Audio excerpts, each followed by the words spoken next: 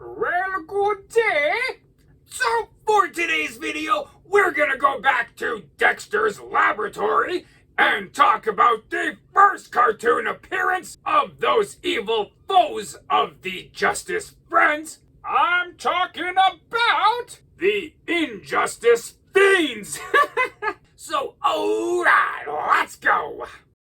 Yeah. So, we start off downtown, where we see the heroic Justice Friends featuring Major Glory, Krunk, Valhallen, and Living Bullet as they are battling their arch-nemesis team, the villainous Injustice Friends, which features Comrade Red, some guy in a death metal costume by the looks of it, and a female version of Krunk.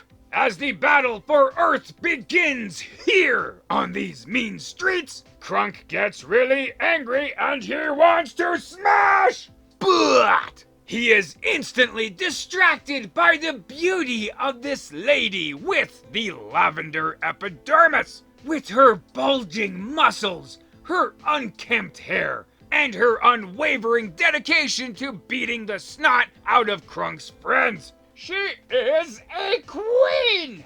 And he must get to know her. But, Krunk doesn't know anything about her. He doesn't even know her name. So he asks his buddies who she is. So Major Glory, being a fantastic wingman, interrogates Comrade Red to get the information about who this alluring behemoth of a lady is. So we learn that She-Thing is her name, and trying to attract her is Krunk's game. So as She-Thing is absolutely demolishing the Justice Friends, Krunk ignores all of that and is trying to woo her. But he's having a bit of a hard time with it, right? Seeing as She-Thing is completely focused on the battle. So Krunk tries to get advice from his buddies. Valhallen, suggests maybe kind of showering her with gifts and stuff, like a bouquet of flowers. Or, as Krunk interprets it, a bouquet of tree,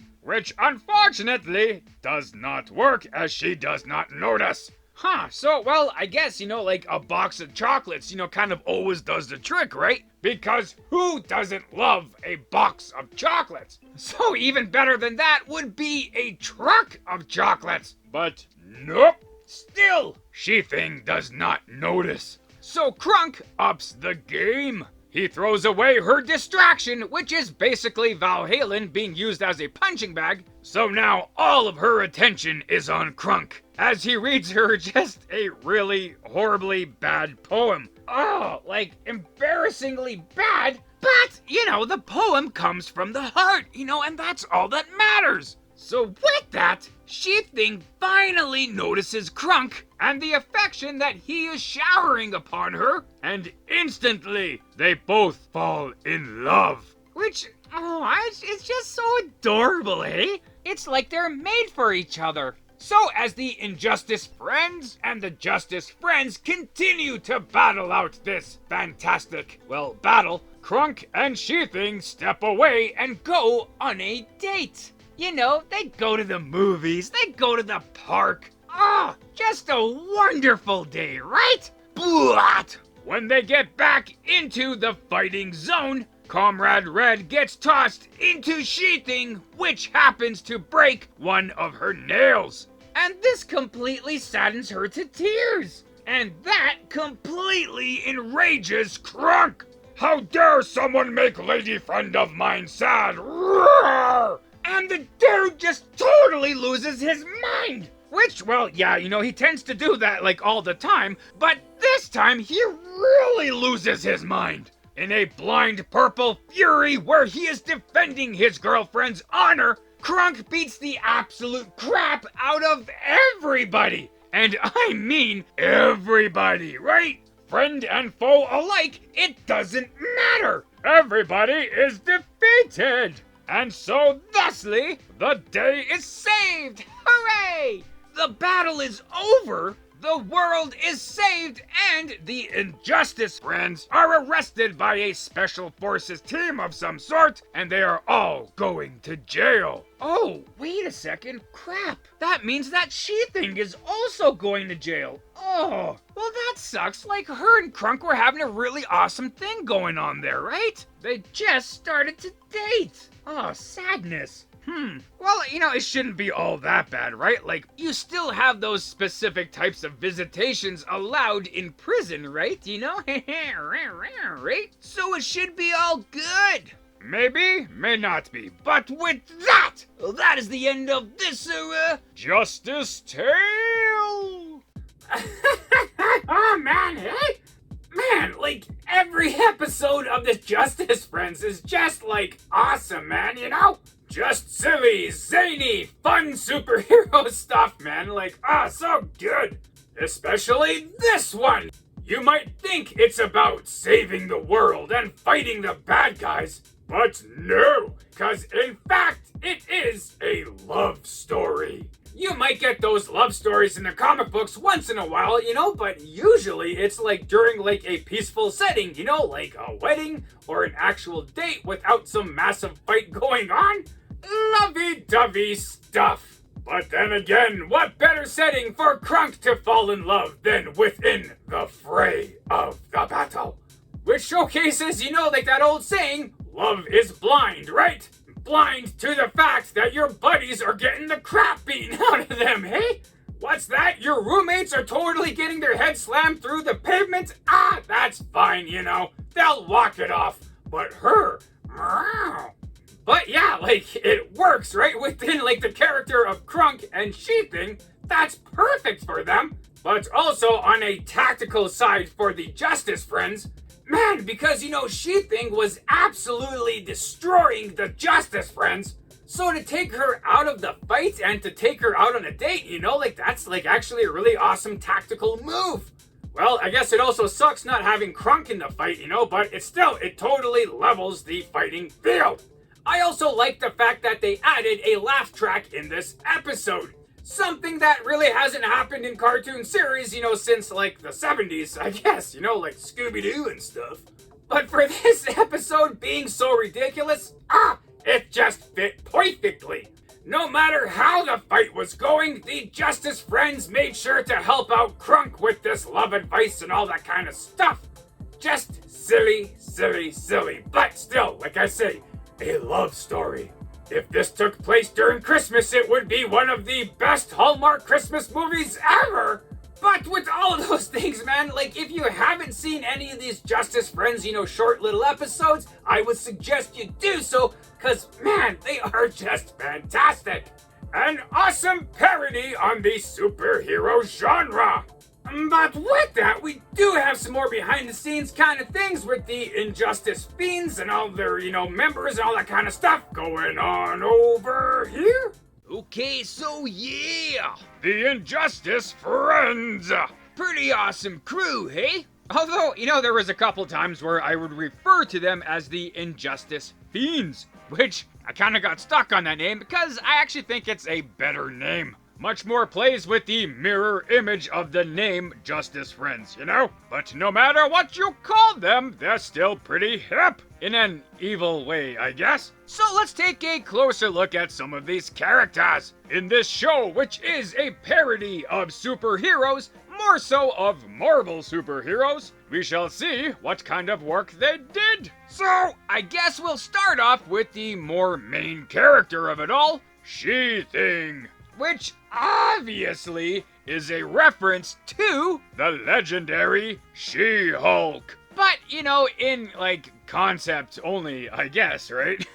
So many things about her are definitely not She-Hulk-like. For example, her name, She-Thing. Like, if she's a female version of Krunk, you'd think her name would have been She-Krunk, much like She-Hulk being, derived from Hulk. But still, the name She-Thing, it does, still sound pretty good. You would think that she'd be a female version of the Thing, which would still be quite the formidable foe. Also, also, like, her appearance. So She-Hulk, even though she's really big, she's really muscular and really strong, she still does not have this gigantic body frame like the Hulk does. In comparison, she's more slender.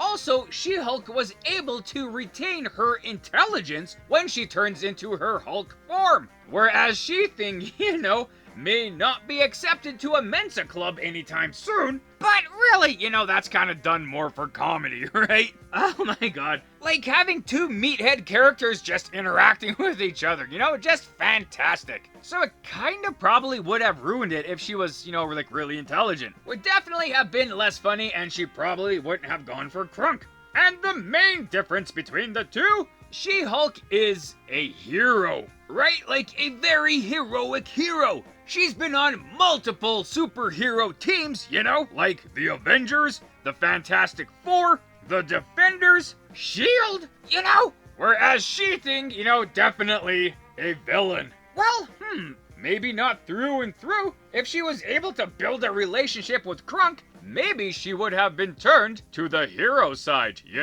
But we will never know. The secondary main villain character would be Comrade Red, who would definitely be a reference to that Captain America supervillain from the Soviet Union, Red Guardian. And he is basically the Soviet version of Captain America, which makes perfect sense for Comrade Red being a twisted copy of Major Glory. In the comics, the original Red Guardians did not have a super soldier serum, they were just really awesome at what they do. Whereas in the MCU, they did change it a bit, so Red Guardian does have super soldier serum, or at least a variation of it, which I guess, actually makes more sense. We would assume that Comrade Red does have some kind of a superpower, seeing as Comrade Red in this episode is pretty powerful, comparable to that of Major Glory. He would potentially have superpowers, I guess. But we don't really know a lot about him, other than he's from Soviet Union, he wears a really awesome warm hat, and I think it's awesome that his cape is made out of the same material as the hat, because winter's in Siberia. Very cold, very cold. Well, even winters in my hometown, pretty darn cold, man. So Comrade Red gets shown, a little bit, after this episode. We do see him in a Powerpuff Girls episode, but still pretty briefly. And for the third villain, we have, this guy, whoever he is. It's actually really funny, we only see this guy for like a split second when the Injustice friends are first introduced. He's hanging out there, ready to fight, and then you never see him again. Is he a coward? Did he forget he had a job interview and he had to go to it or something? Like what happened to him? So it's kind of hard to really figure out what the heck is going on with this guy. Like, even, his name. His name was never given. Some people do suggest his name would be Von Hellen, which, kind of makes sense. If he's the nemesis of Valhalla, his name deriving from Valhalla, which is the Viking interpretation of heaven, well then, his nemesis would, be from hell, so they came up with the name Valhalla. Also, you would presume if Valhalla is basically Thor, then his nemesis should be a parody of Loki. And you can kind of see that a bit, right? Like with the horns. Well, I guess that's the only similarity. Loki tends to wear green and yellow a lot more than like purple and black, and he does not cover his face. So if I were to make a wager, I would bet that maybe this guy is more so based upon that classic Thor villain, the Executioner. But not the Scourge version of the Executioner. Nay, I would say it would be the Brute Benhurst version of the Executioner. With that Executioner does wear darker color clothing, he does have a full face mask which does have horns on it. But then again, this is all speculation because who the hell is this guy and why couldn't we have seen him longer than 5 seconds? But oh well, Still, like, these guys are pretty awesome counterparts to the Justice Friends. I wish we could have seen them more, and see more villains join them to counteract the other Justice Friends, but that's for fan fiction at this point, and this is where we shall end things. Yeah. So with this, that, those, and the other things, I guess that's it. Also, if you're interested, I created my own comic book channel, 215 Comics, and currently I have created my own cartoon series, The Adventures of the Density, and recently started a radio series featuring my newest character, Elastoma, with more titles to come. So if you want to check it out, I'll leave a link up top here to that channel and some links at the end of the video. Yeah! Right on, and there you go. So thanks for watching the video. I hope you liked it as much as I did making it. Also, feel free to check out the source material that I featured in this video. And if you want to leave a comment on anything you may have liked or things I might have missed in this, feel free to do so. Or anything else, just to say hi. That's cool too. And other than that, have a great day. Thanks.